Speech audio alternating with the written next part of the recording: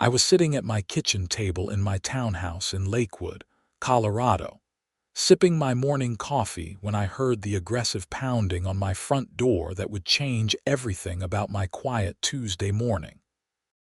Before I could even set down my mug, the pounding came again, louder this time, accompanied by an authoritative voice shouting that it was the police. My heart jumped into my throat as I rushed to open the door, wondering what emergency could possibly warrant such urgency. Standing on my porch were two Lakewood police officers, both looking stern and official, and behind them stood a woman I recognized immediately as Brenda Patterson, the president of our homeowners association. Her arms were crossed, her expression triumphant, and her perfectly styled blonde bob didn't move an inch in the cold February wind. "Are you Kyle Warner?" the taller officer asked, his hand resting near his belt. "Yes, that's me. What's going on?" I asked, genuinely confused and slightly terrified. I hadn't done anything wrong, at least nothing I could think of that would warrant a police visit. The second officer, a woman with sharp eyes, pulled out a small notebook.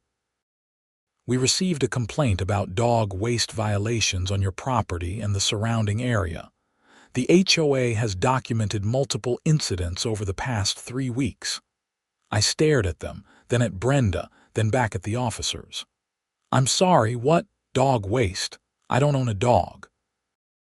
Brenda's face turned red as she stepped forward, pointing an accusatory finger at me. "Don't you dare lie, Kyle Warner. I've seen the evidence with my own eyes. Your property, your responsibility. The snow is melting and there's dog feces everywhere around your unit.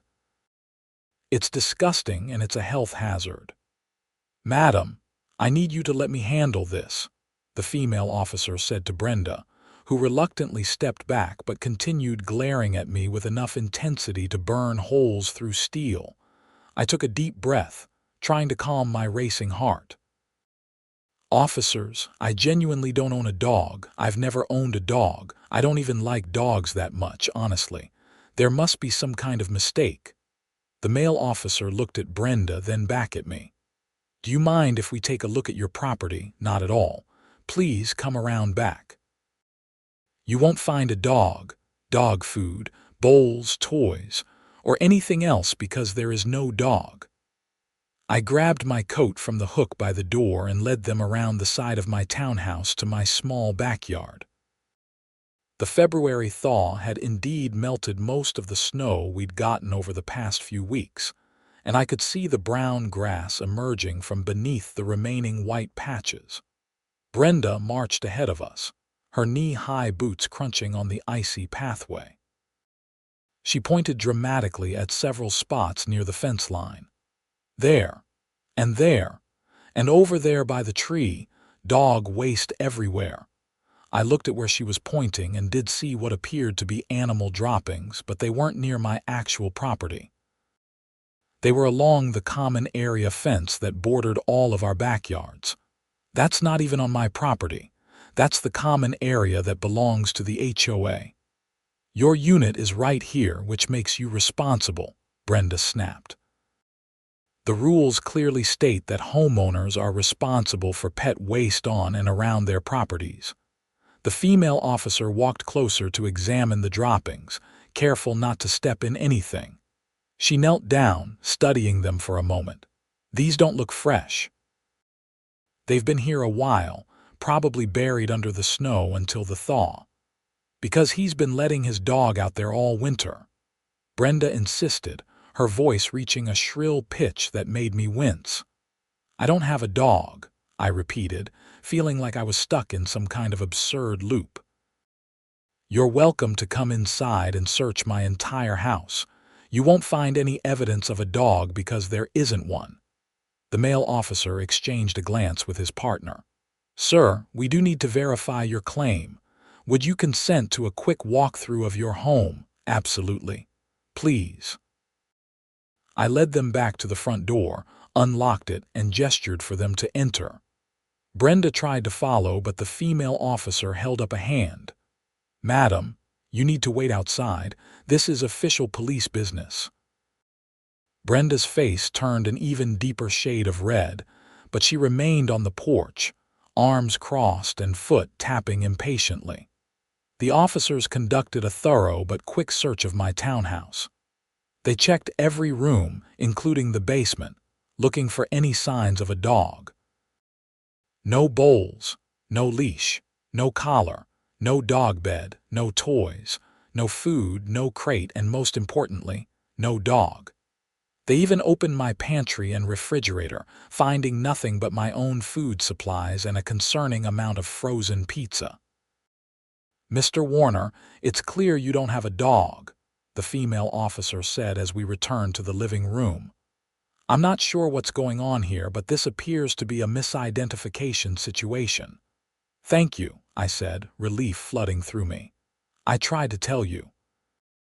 We stepped back outside where Brenda was practically vibrating with impatience. "Well, did you find it? Is it hidden somewhere?" "Madam, Mr. Warner does not have a dog," the male officer said firmly. "There's no evidence of a dog ever being in that residence." Brenda's mouth opened and closed like a fish out of water. But that's impossible. The dog waste is right there. If it's not his dog, then whose is it?" "That's a good question," I said, unable to keep the edge out of my voice. "Maybe instead of calling the police on innocent people, you should actually investigate before making accusations." "How dare you speak to me that way? I am the HOA president, and I have every right to enforce our community rules." Brenda's voice had reached a volume that was attracting the attention of my neighbors. I could see curtains moving in windows across the street. The female officer stepped between us. "Madam, you filed a false report. You claimed Mr. Warner owned a dog and was violating HOA rules, but you had no evidence to support that claim." "The evidence is the dog waste," Brenda shrieked, "which could belong to any dog in the neighborhood," the officer countered. "Many people walk their dogs through common areas. You cannot prove that waste came from a dog belonging to Mr. Warner because, as we've now confirmed, he doesn't own a dog." I could see the reality of the situation beginning to dawn on Brenda, but instead of apologizing or backing down, she doubled down on her accusations. "He must be hiding it. Or maybe it belongs to a friend who visits." "Madam, that's enough," the male officer said, his patience clearly wearing thin. "We've wasted enough time on this call. Mr. Warner, you're free to go about your day. We apologize for the inconvenience." "Thank you, officers," I said, still processing the absurdity of the entire situation. As the officers walked back to their patrol car, Brenda turned to me with venom in her eyes. "This isn't over, Kyle Warner. I know what I saw, and I will get to the bottom of this. The HOA board will be hearing about your uncooperative attitude." "My uncooperative attitude?" I couldn't believe what I was hearing. "Brenda, you just called the police on me for something I didn't do. You accused me of owning a dog when I don't. You wasted police resources and my time. If anyone should be reported to the board, it's you for harassment." She took a step closer, her finger jabbing toward my chest but not quite touching me. "You watch yourself. I have power in this community and I can make your life very difficult if you cross me. Is that a threat?" I asked, my phone already in my hand. I started recording, holding it up so she could see, "because I'd love for you to repeat that while I'm recording." Brenda's eyes went wide when she saw the phone and she quickly stepped back. You can't record me without my permission." "Actually, Colorado is a one-party consent state, which means I absolutely can record this conversation since I'm part of it. So please, continue threatening me. I'm sure the police would be very interested in hearing about it if I need to call them back." For the first time since this nightmare began, Brenda looked uncertain. She opened her mouth, closed it, then turned on her heel and marched toward her own townhouse 3 buildings down from mine. I watched her go, my hand shaking slightly as I lowered my phone and stopped the recording. The adrenaline was starting to wear off, leaving me feeling drained and angry. I went back inside and called my brother, Marcus, who lived in Denver. He was a lawyer, though he specialized in corporate law rather than anything that would be directly helpful in this situation. Still, he knew more about legal matters than I did. "You're not going to believe what just happened," I said when he answered, and then proceeded to tell him the entire story.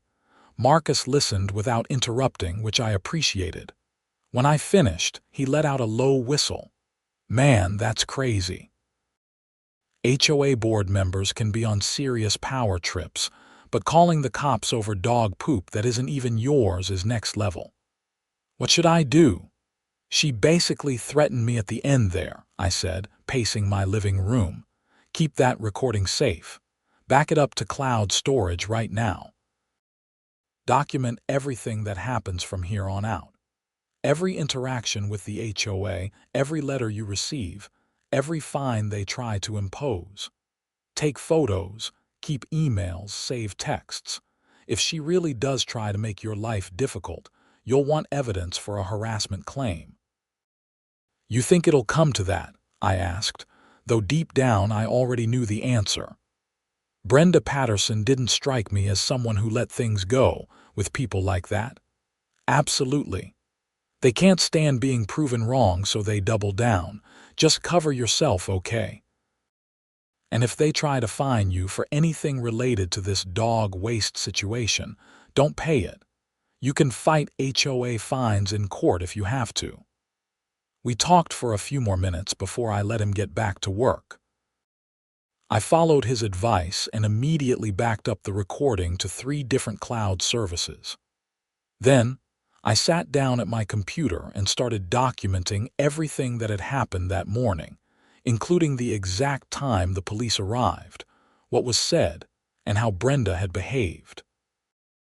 I even went outside and took photos of the area where the dog waste was located, making sure to capture how it was clearly in the common area and not on my specific property. The rest of Tuesday passed without incident, but I couldn't shake the feeling that this was just the beginning. I'd lived in this townhouse community for 2 years and had mostly positive experiences with my neighbors and the HOA. I paid my dues on time, kept my property neat, and didn't cause any problems. Brenda had always been a bit intense at the quarterly HOA meetings, but I'd never been on the receiving end of her wrath before. Wednesday morning brought a certified letter from the Lakewood Meadows Homeowners Association. My stomach sank as I signed for it and tore open the envelope. Inside was an official notice of violation, claiming that I had failed to properly dispose of pet waste and was being fined $500. The letter stated that I had 10 days to pay the fine or face additional penalties, including potential legal action and a lien on my property. I read the letter 3 times, my anger building with each pass. They were actually fining me for a dog I didn't own. I immediately scanned the letter and emailed a copy to Marcus, then took photos of it for my records. Then I sat down and drafted a formal response, stating clearly that I did not own a dog, that the police had confirmed this fact, and that I would not be paying a fine for a violation I did not commit. I requested a hearing before the full HOA board to contest the fine, and stated that I considered this continued accusation to be harassment. I printed 2 copies of my response, signed them both, and took them to the post office. I sent one via certified mail to the HOA management company that handled our association's administrative work, and delivered the other in person to Brenda's house. She didn't answer when I rang the doorbell, but I knew she was home because her car was in the driveway. I ended up leaving the letter in her mailbox and taking a photo to prove delivery. Thursday brought no communication from the HOA, which I took as either a good sign or the calm before the storm. I went to work at the software company where I worked as a project manager, trying to focus on my actual job and not the absurd situation consuming my personal life. My coworker, Jen, noticed I was distracted and asked what was wrong. When I told her the story, she laughed so hard she nearly spit out her coffee. "Only you could get accused of having a dog you don't have," she said, wiping tears from her eyes. "What's next? They'll claim you're running an illegal zoo." "Don't give them ideas," I muttered, but her laughter was infectious, and I found myself grinning despite everything. It was nice to be reminded that the situation was objectively ridiculous, even if it was stressful to deal with. Friday afternoon, I received a call from a number I didn't recognize. I almost let it go to voicemail but decided to answer. "Hello, is this Kyle Warner?" a professional female voice asked. "Yes, speaking." "Mr. Warner, this is Patricia Chen from Mountain View Property Management. We handle the administrative work for Lakewood Meadows HOA. I'm calling regarding your letter contesting the pet waste violation." "Right. Thank you for calling. As I stated in my letter, I don't own a dog. The police confirmed this when they searched my home on Tuesday. I should not have received a violation notice, let alone a $500 fine." There was a pause and I heard papers rustling. "I see. I have the police report here, which does confirm that no dog was found on your property. However, Mrs. Patterson maintains that the waste was found near your unit and insists that you must be responsible." "Mrs. Patterson is wrong," I said, keeping my voice level despite my frustration. "The waste was in the common area, which is HOA property. It could have come from any dog in the neighborhood. People walk their dogs through there all the time." "I understand your position, Mr. Warner. You've requested a hearing before the full board. I've checked the schedule, and we have an opening on March 1st at 7 in the evening. Would that work for you?" I checked my phone's calendar. That was about a week and a half away. "Yes, that works. Where's the meeting?" "It'll be held in the community clubhouse. I'll send you a confirmation email with all the details.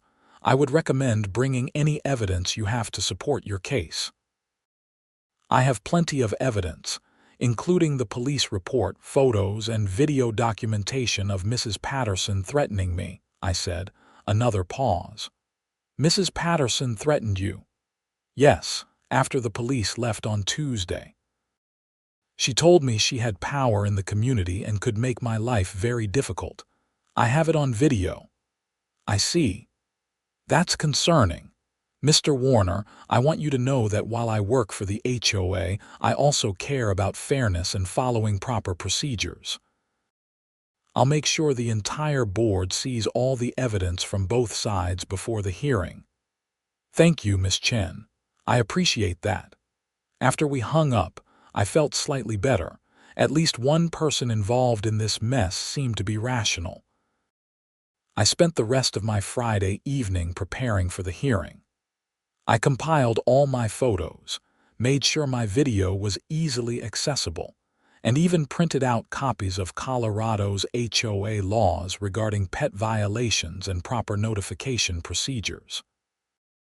I was going to be so prepared that there would be no way they could rule against me. The weekend passed quietly, though I noticed Brenda glaring at me from her porch on Saturday afternoon when I left to run errands. I waved cheerfully at her, which only seemed to intensify her glare. I refused to let her intimidate me or make me feel uncomfortable in my own home. Monday brought an unexpected development. My neighbor from the unit directly next to mine, an elderly woman named Mrs. Gladys Morrison, knocked on my door around noon. I worked from home on Mondays, so I was there to answer. "Kyle, dear, do you have a moment?" she asked, looking worried. "Of course, Mrs. Morrison. Come in."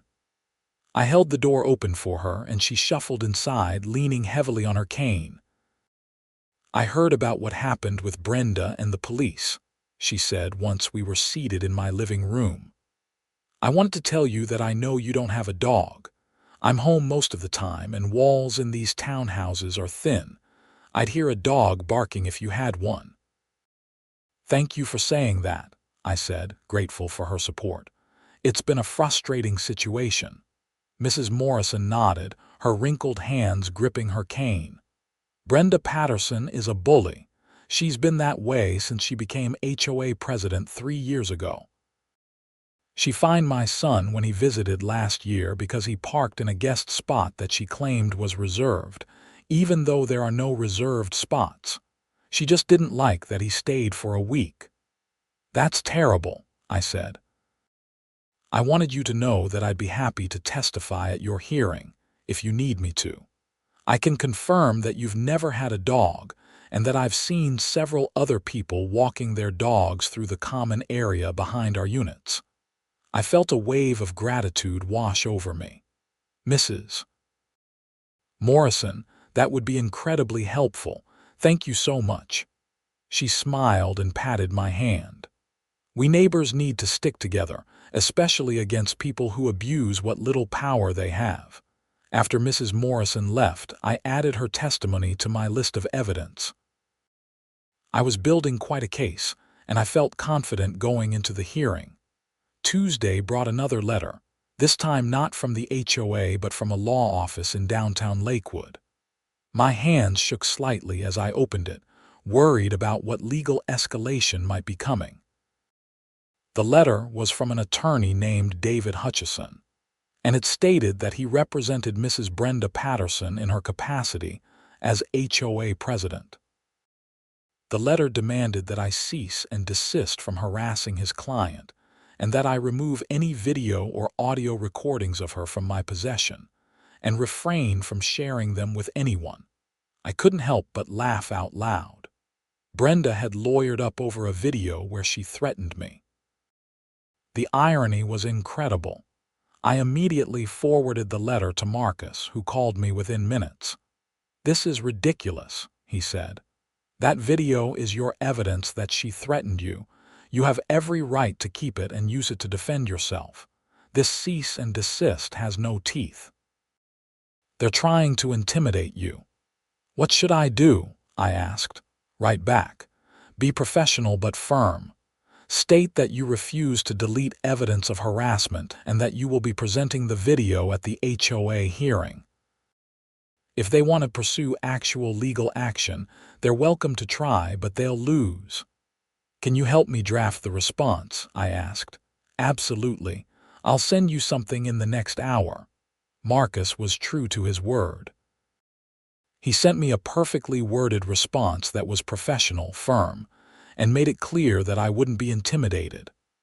I printed it out, signed it, and sent it certified mail to both the attorney and to Brenda Patterson directly. Wednesday morning, I woke up to find that someone had spray painted the word "liar" in large red letters on the sidewalk in front of my townhouse. I stood there in my pajamas and slippers, coffee mug in hand, staring at the graffiti in disbelief. A few of my neighbors were also outside, staring at the vandalism with shocked expressions. "Who would do something like this?" asked Tom Richardson, who lived across the street. I had a pretty good idea, but I wasn't about to make accusations without proof. "I don't know, but I'm calling the police." The same 2 officers from the previous week responded to my call. They looked at the graffiti, took photos, and filled out a report. The male officer, whose name I learned was Officer Rodriguez, looked at me seriously. "Do you have any idea who might have done this?" he asked. I hesitated. I wanted to say Brenda's name, but I had no proof. "I'm in the middle of a dispute with the HOA president. She falsely accused me of owning a dog last week, you might remember. Since then, it's escalated. She got a lawyer to send me a cease and desist letter, but I don't have proof that she did this." Officer Rodriguez wrote in his notebook, "We'll check if any neighbors have security cameras that might have caught something. In the meantime, you should document this as part of your ongoing dispute." After the police left, I spent my morning scrubbing the paint off the sidewalk. It was water-based spray paint, thankfully, so it came off with enough effort and a lot of soap. Several neighbors stopped by to help, including Mrs. Morrison and Tom Richardson. They all expressed their disbelief at how this situation was spiraling. "Brenda's gone too far this time," Tom said, scrubbing at a particularly stubborn spot. "I'm on the HOA board, you know. I'm just a regular member, not part of the executive committee. But I'll make sure your side is heard at the hearing." "You're on the board?" I asked, surprised. "I didn't know that." "Yeah, I don't advertise it. Most people don't want to be friends with board members because they're afraid we'll fine them or something." He smiled ruefully. "But I think what's happening to you is wrong. Brenda can't just make accusations without evidence." "Thank you, Tom. That means a lot." By early afternoon, the sidewalk was clean, but I was exhausted and angry. I went inside, took a shower, and then sat down to add this latest incident to my documentation. I also checked with several neighbors about security cameras. Tom said he'd check his footage from last night and let me know if he caught anything. Thursday, Tom knocked on my door with his laptop in hand. "You're going to want to see this," he said, his expression grim. We sat at my kitchen table, and he opened his laptop to show me security camera footage from the front of his house. The camera had a wide-angle view that captured most of the street, including the sidewalk in front of my townhouse. Tom fast-forwarded to around 3 in the morning, and then slowed to normal speed.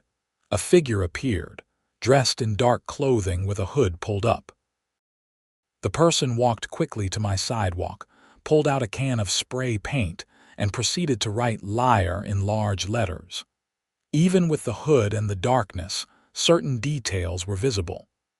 The person was relatively short, wore distinctive white sneakers, and moved with a gait I recognized. "That's Brenda," I said, my stomach dropping. "I think so too," Tom agreed. "Look at the shoes. She wears those same white sneakers all the time, and that's her build, her height." "This is vandalism," I said. "I need to show this to the police." Tom nodded. "I'll send you the file. I'll also testify about this at the hearing if you need me to." I called the police again and asked to speak with Officer Rodriguez. He returned to my house within an hour, and I showed him the video footage.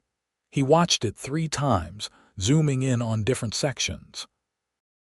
"The face isn't visible, so we can't definitively identify the person," he said slowly. "But there's enough circumstantial evidence here to support your harassment claim.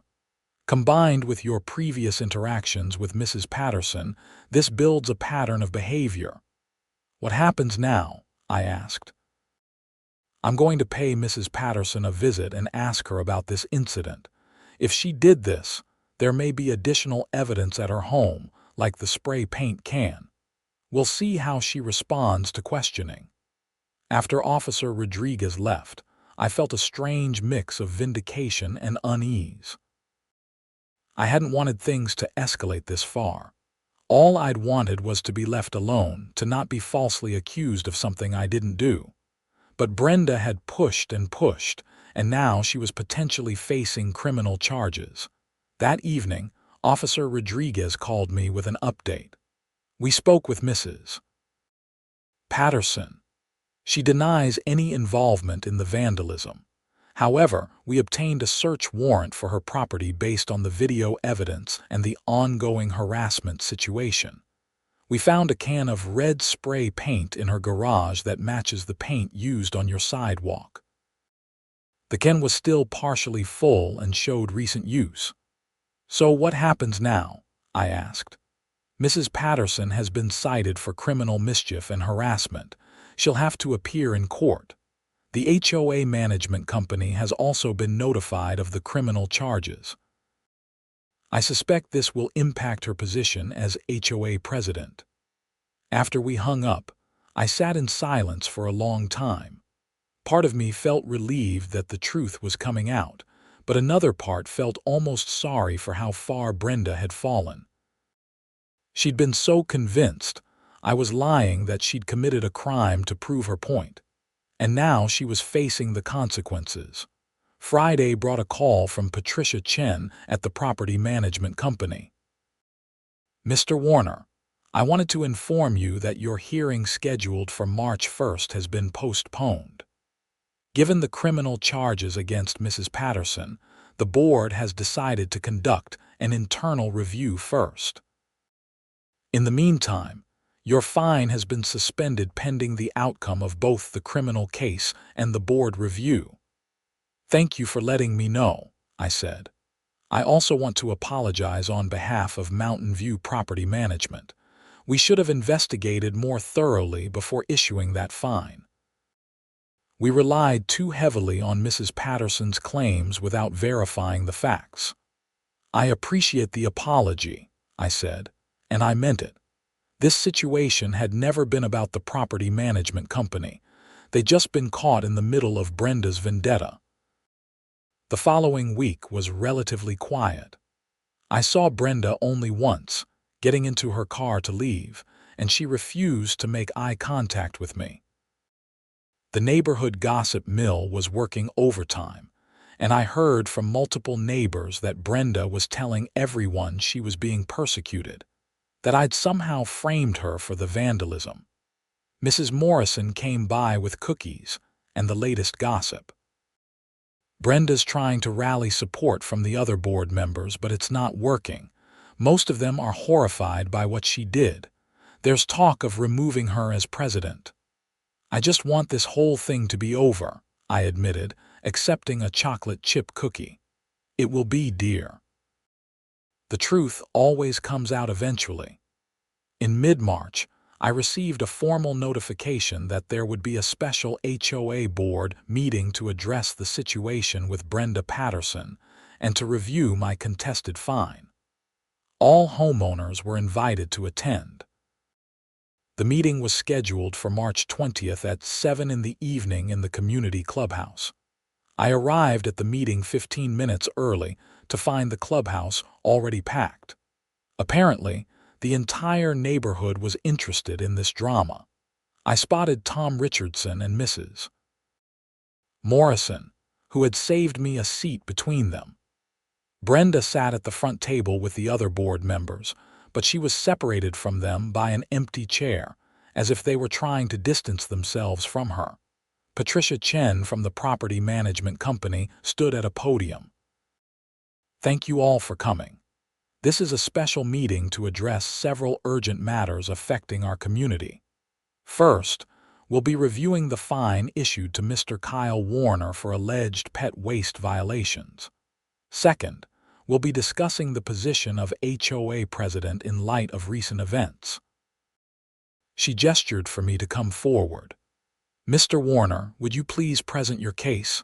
I walked to the front, my folder of evidence in hand, and faced the room full of my neighbors. "Thank you. As you all know by now, I was accused of owning a dog and failing to clean up after it. The problem is, I don't own a dog. I've never owned a dog. The police confirmed this by searching my home. The dog waste that was found was in the common area, not on my specific property, and could have come from any dog in the neighborhood." I pulled out photos and passed them to the board members. "These photos show the location of the waste. As you can see, it's in the HOA common area. I should not have been held responsible for waste in a shared space." Brenda stood abruptly. "He's lying. I know what I saw, Mrs.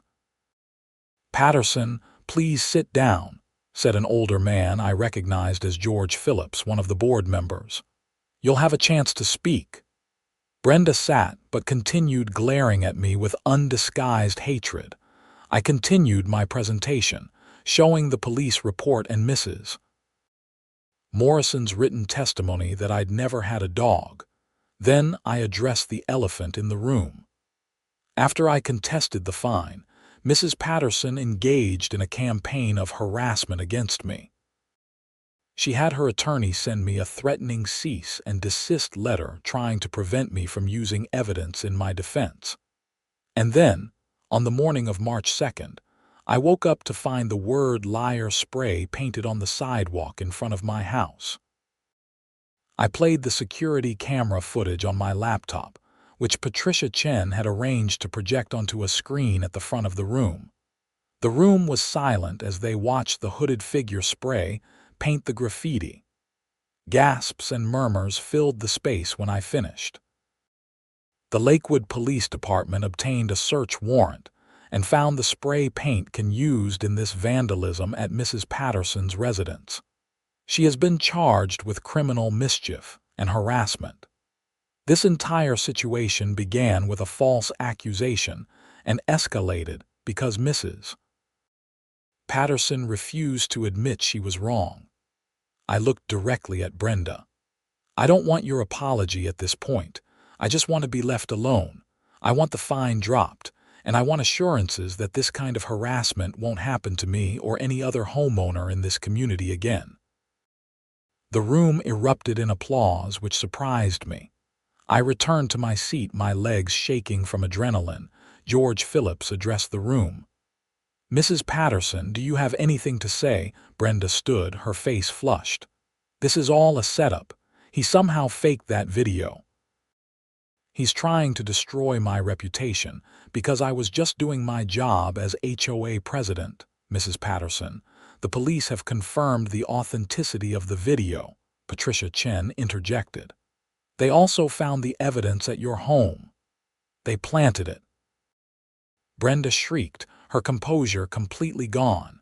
"This is a conspiracy. All of you are against me." Several board members exchanged uncomfortable glances. Another board member, a middle-aged woman named Susan Torres, spoke up. "Brenda, we've been colleagues on this board for 3 years. We want to believe you, but the evidence is overwhelming. The police confirmed the video is real. They found the spray paint at your house. You can't explain away these facts." "I don't have to explain anything to you people," Brenda shouted. She grabbed her purse from the table and pointed at me. "This isn't over, Kyle Warner. You haven't won." She stormed out of the clubhouse, slamming the door behind her. The room sat in stunned silence for a moment before conversations broke out everywhere. George Phillips banged a gavel to restore order. "I think we've seen and heard enough. I move to immediately drop all fines and violations against Mr. Warner. All in favor?" Every board member except the empty seat where Brenda had been sitting raised their hand. "Motion passes unanimously," George said. "Mr. Warner, on behalf of the Lakewood Meadows HOA, I apologize for what you've endured. This should never have happened. I move that we remove Brenda Patterson as HOA president effective immediately," Susan Torres said. "Her behavior has been unacceptable and has exposed this HOA to potential legal liability." "Seconded," said Tom Richardson. The vote was again unanimous. Brenda Patterson was no longer the HOA president. The meeting continued for another hour as they discussed next steps, including hiring a third party to investigate HOA procedure and prevent similar situations in the future. They also discussed identifying the actual source of the dog waste in the common area, with several homeowners admitting they sometimes let their dogs off leash in that area. As I left the meeting, numerous neighbors stopped me to shake my hand or express their support. Mrs. Morrison gave me a tight hug. "I'm so proud of you for standing up to her, dear." Tom Richardson walked out with me. "You handled that really well. I'm sorry it took so long for the board to see what Brenda was really like." "Thanks for your support through all of this," I said. It made a huge difference knowing I had allies. Over the next few weeks, life slowly returned to normal. Brenda's criminal case proceeded through the court system, and I was called as a witness. She eventually pleaded no contest to the charges, and was sentenced to community service, probation, and ordered to pay restitution for the cost of cleaning the sidewalk and my time dealing with the false accusations.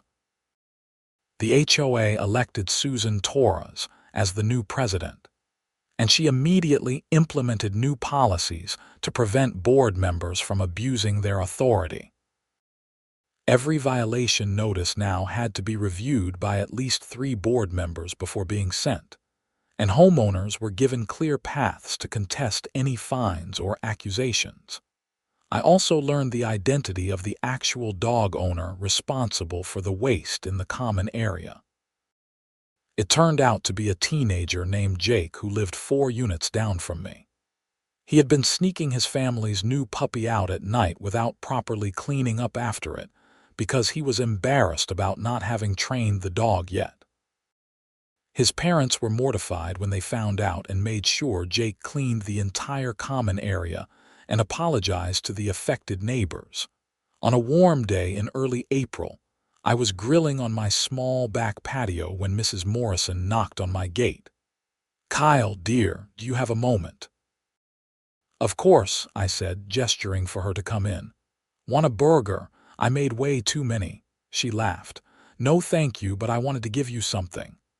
She handed me a card with the HOA seal on it. Inside was a formal letter from the board, signed by all members, officially apologizing for the entire situation and thanking me for my patience and professionalism in handling it.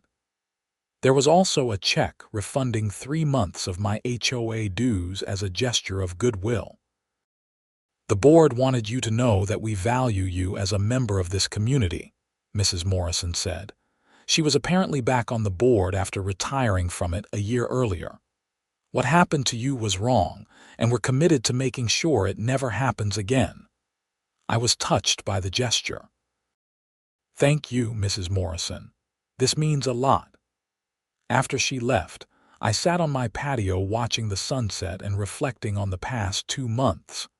It had been one of the most stressful periods of my life, all because someone in authority had made a wrong assumption and refused to admit their mistake. But I'd stood my ground, documented everything, and let the truth speak for itself.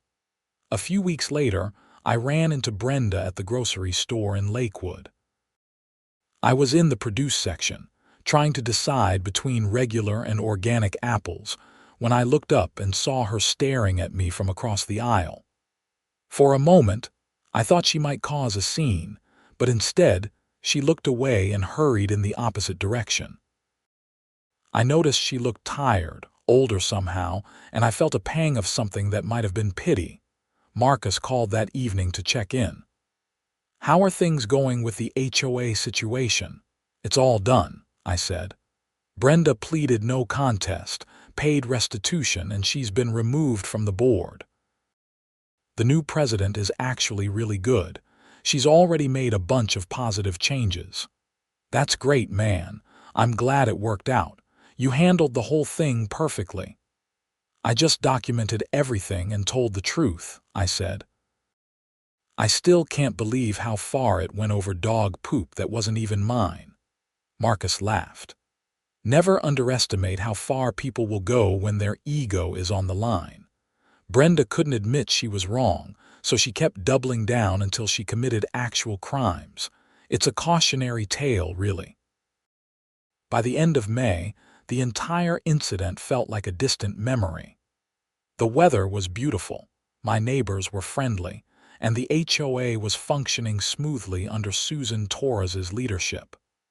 I'd even started attending the monthly board meetings, not as a participant, but as an observer.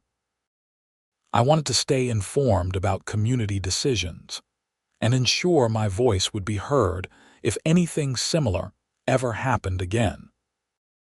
One evening at a board meeting, Susan announced that they'd installed security cameras in all the common areas, including the space behind our units where the dog waste had originally been found. "These cameras will help us identify any rule violations and ensure we're holding the right people accountable," she explained. We never want a repeat of what happened to Kyle." Several people nodded in agreement, and a few glanced at me with sympathetic expressions. I appreciated their support, but I was ready to move past being known as the guy who was falsely accused by the crazy HOA president. In late June, I was surprised to receive a handwritten letter in my mailbox. The return address was Brenda Patterson's. I almost threw it away without opening it, but curiosity got the better of me. The letter was short and written in shaky handwriting. "Kyle, I know you have no reason to forgive me or even read this letter. What I did to you was wrong. I was so convinced I was right that I couldn't see the truth even when it was right in front of me. I let my position as HOA president go to my head, and I hurt someone who never did anything wrong. I'm not asking for your forgiveness because I don't deserve it. I just wanted you to know that I'm sorry. I'm in therapy now, dealing with some control issues I apparently have. I hope you can find peace and that you know none of this was your fault. Brenda." I read the letter twice, then set it on my kitchen counter. Part of me wanted to feel vindicated by her apology, but mostly, I just felt sad that things had gotten so out of hand. I thought about responding, but ultimately decided not to. Some things were better left closed. That summer was one of the best I'd had in years. I made new friends in the neighborhood, including Jake's family. Jake, the teenager whose dog had caused the original problem, had become much more responsible about pet ownership and often walked his now well-trained puppy through the neighborhood.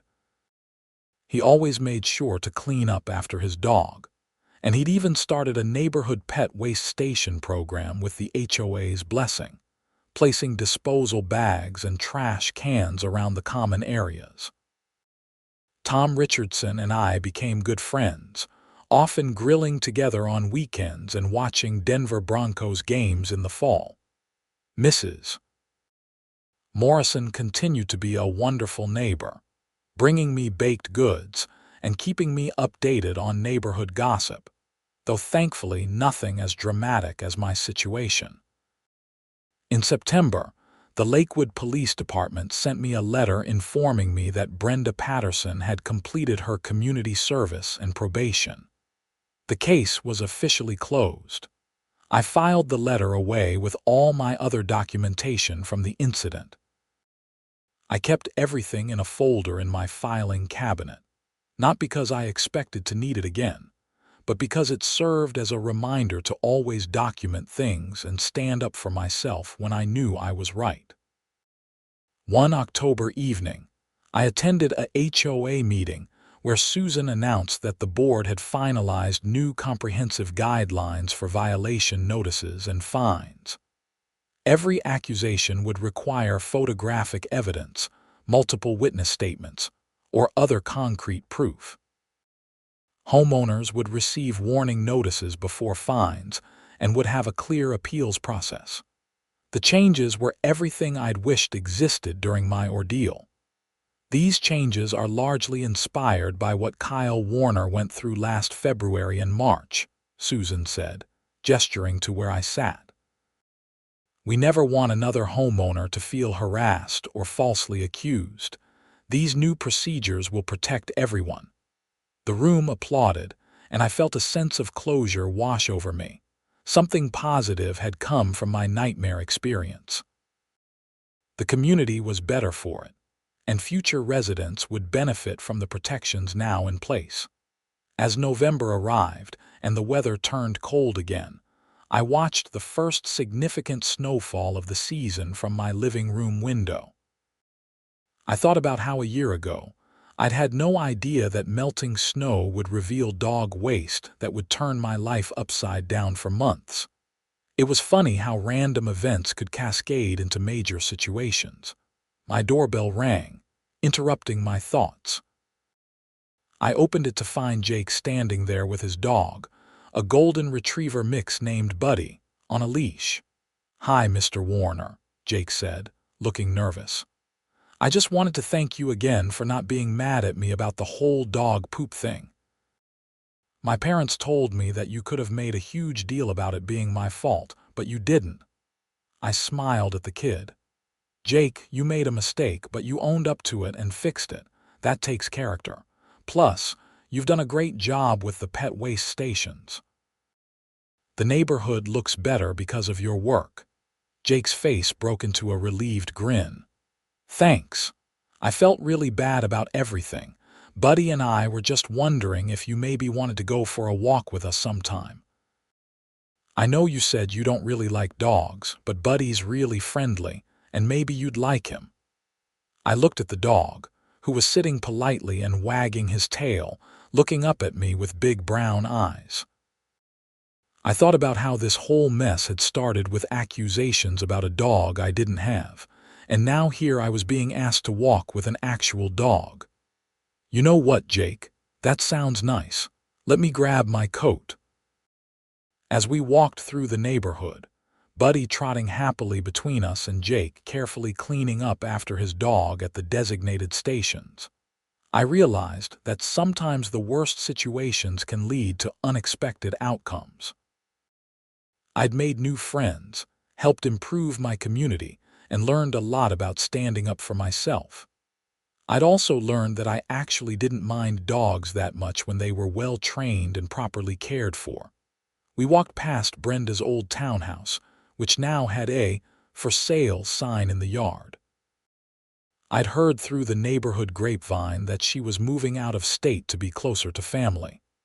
I hoped she found peace wherever she ended up, and that she'd learned from what happened. That evening, after I got back from the walk with Jake and Buddy, I sat down and wrote an email to Marcus.